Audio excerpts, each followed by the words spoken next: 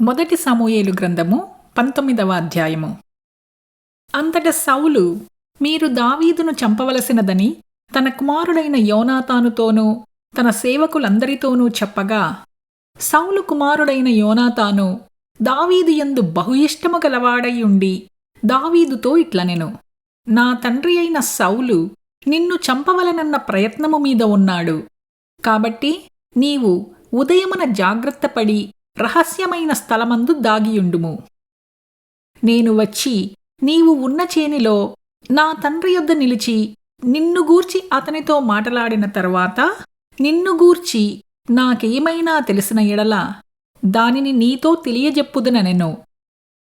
యోనాతాను తన తండ్రి అయిన సౌలుతో దావీదును గూర్చి దయగా మాటలాడి, నీ సేవకుడైన దావీదు నీ విషయంలో ఏ తప్పిదమునూ చేసినవాడు కాక బహుమేలు చేసెను కనుక రాజా, నీవు అతని విషయములో ఏ పాపమూ చేయకుందువుగాక.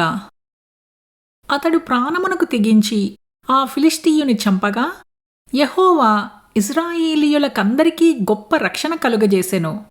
అది నీవే చూచి సంతోషించితివి కదా. నిష్కారణముగా దావీదును చంపి నిరపరాధి యొక్క ప్రాణము తీసి నీవెందుకు పాపము చేయుదువని మనవి చేయగా, సౌలు యోనాతాను చెప్పిన మాట ఆలకించి యెహోవా జీవము తోడు అతనికి మరణశిక్ష విధింపనని ప్రమాణము చేసెను.